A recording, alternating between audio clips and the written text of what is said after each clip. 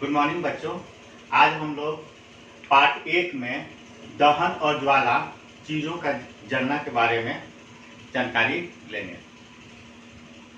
सबसे पहले हम लोग देखेंगे कि दहन क्या है, फिर हम लोग देखेंगे ज्वाला, फिर दाह पदार्थ, फिर अदाह पदार्थ किसे कहते हैं, फिर ज्वलन ताप के बारे में जानेंगे।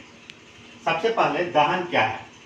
तो देखिए, दहन एक रासायनिक प्रक्रम है जिसमें पदार्थ ऑक्सीजन के साथ अभिक्रिया कर ऊष्मा देता है। फिर हम लोग देखेंगे कि ज्वाला क्या है। किसी भी चीज को जब जलाते हैं, अगर उसमें लौ भी हो, ऊष्मा भी हो और रोशनी भी हो तो उसे हम लोग ज्वाला कहते हैं। अब आ गए दाह पदार्थ। दाह पदार्थ किसे कहते हैं? तो दाह पदार्थ बहुत ही आसान है। दाह पदार्थ जो चीज जल जाए, जिसको जलाने पर जो पदार्थ जल जाए उसको हम लोग दाह पदार्थ कहते हैं।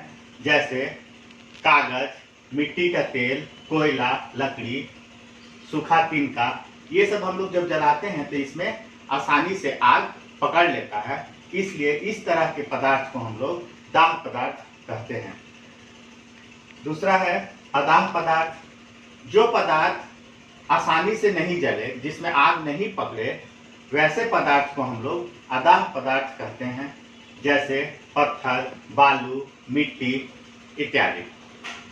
और भी आप लोग बहुत सारे जो है अदाह पदार्थ के बारे में आप लोग बता सकते हैं। फिर हम लोग देखेंगे ज्वलन ताप क्या है। ज्वलन ताप को हम लोग इग्निशन टेम्परेचर कहते हैं इंग्लिश में।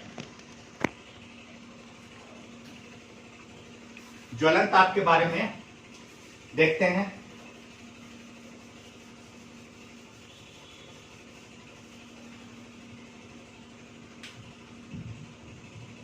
ज्वलन ताप। ज्वलन ताप को इंग्लिश में बोलते हैं इग्निशन टेम्परेचर।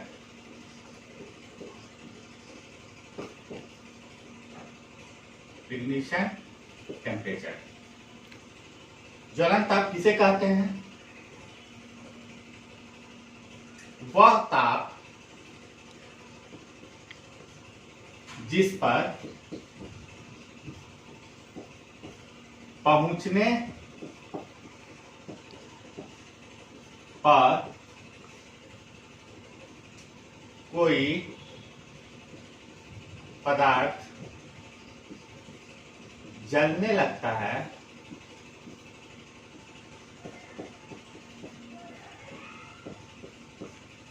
उसे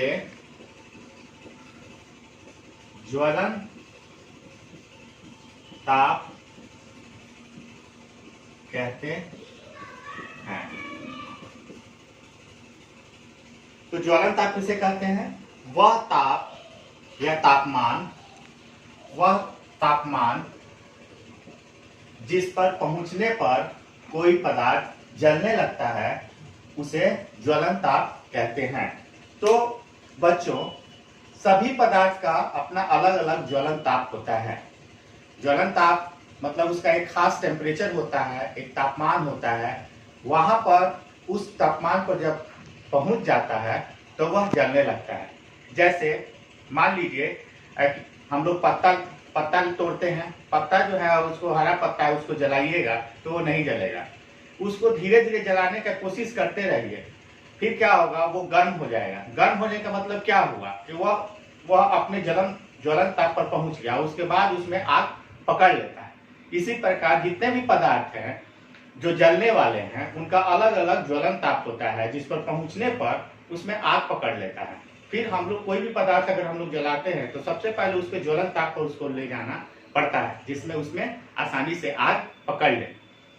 फिर ज्वलन ताप हो गया।